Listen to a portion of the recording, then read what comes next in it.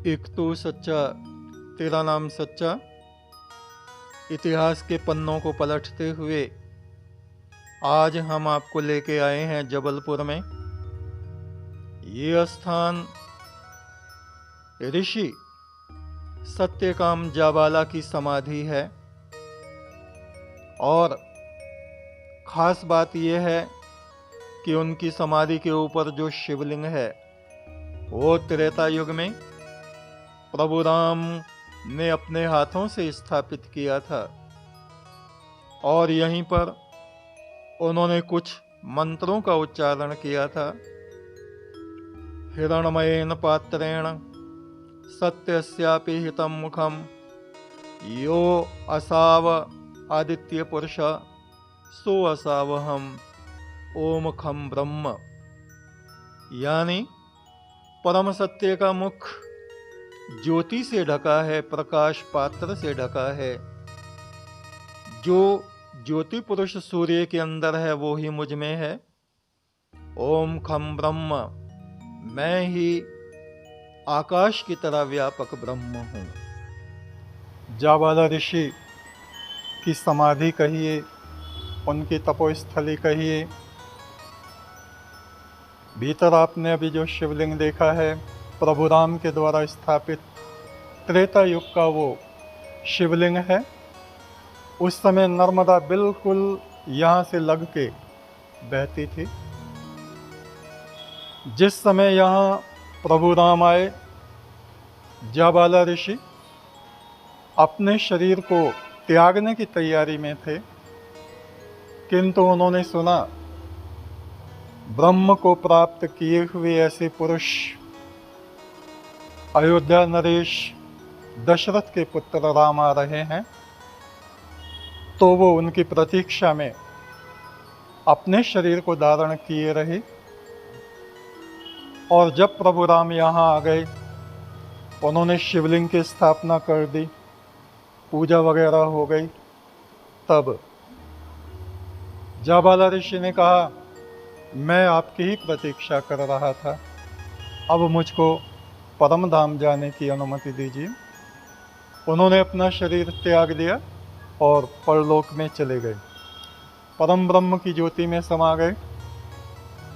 आपको मालूम होना चाहिए ये जाबाला ऋषि वही हैं, सत्यकाम जाबाला, जिन्होंने गुरु के आश्रम में जो विद्या प्राप्त करने के लिए गए थे, गुरु ने कहा ये पशु ले जाओ और जब तक ये 1 सहस्त्र ना हो जाए तब तक मत आना। जब 1000 इनकी संख्या हो जाए तब तुम मेरे आश्रम में वापस आना। गौतम ऋषि का वो गुरुकुल हुआ करता था उस समय में। जाबाला सत्यकाम की माता थीं। सत्यकाम ने अपनी माता का नाम अपने साथ लगाया हुआ था। इन जाबाला ऋषि के नाम पर ही इस शहर का नाम जबलपुर या जबलपुरम था पहले, और अब जबलपुर है। जब वे पशु 1000 हो गए तब उनमें से एक वृषभ, एक बैल आया।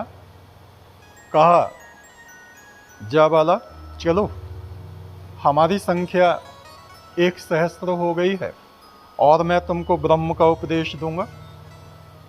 10 दिशाओं में जो प्रकाश फैला है उस परम ब्रह्म का ही।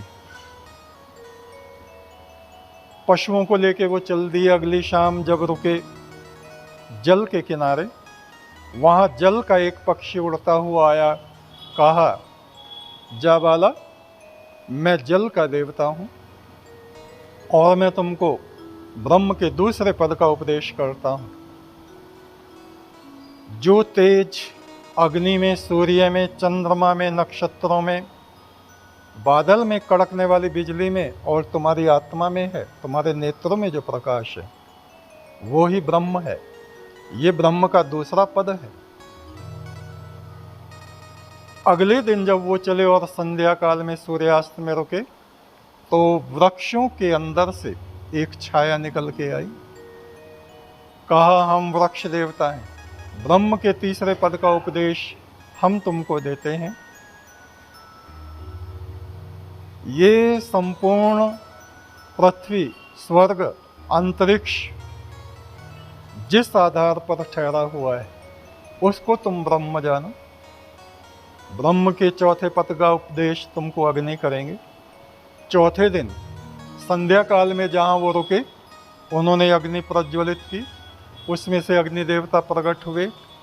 कहा, जाबाला, मैं तुमको चौथे ब्रह्म के पद का उपदेश करता हूँ। सर्वम इदम ब्रह्म, जो सूर्य में है वो ही तुम में है, जो मुझ में है वो ही तुम में है।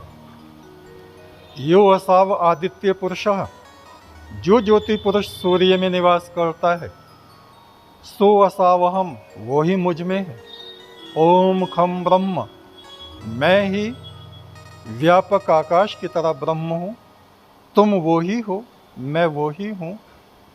सर्वम इदम खल्लुम ब्रह्म, द्वितीयो नास्ति, दूसरा कोई भी नहीं।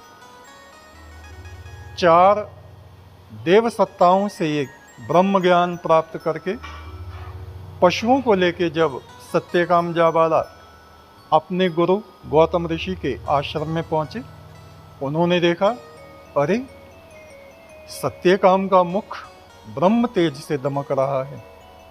कहा, पुत्र, तुमको ब्रह्म का उपदेश किसने दिया? मेरा तो तुमसे संपर्क ही नहीं हुआ। कहा, गुरुदेव, जब तक शिष्य को गुरु के मुख से ब्रह्म का उपदेश नहीं प्राप्त होता उसका ज्ञान व्यर्थ होता है।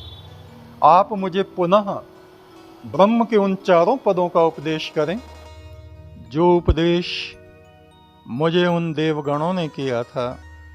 गौतम ऋषि ने अपने शिष्य सत्यकाम जाबाला को अपने हृदय से लगा लिया, बड़े प्रसन्न हुए। तुम जैसे शिष्य सभी को प्राप्त हों सत्यकाम। और पुनः उन ऋषि ने वही ज्ञान दोहराया जो उन चारों देवताओं ने सत्यकाम जाबाला को दिया था।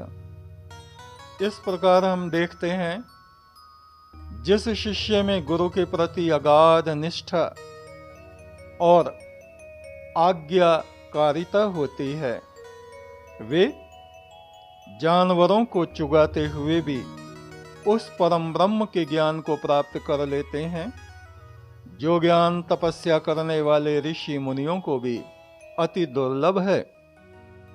इस प्रकार हमने आपको दिखाए हैं ये इतिहास के प्राचीन पन्ने, जो हमारे भारतवर्ष का गौरवशाली इतिहास है। एक तू सच्चा, तेरा नाम सच्चा,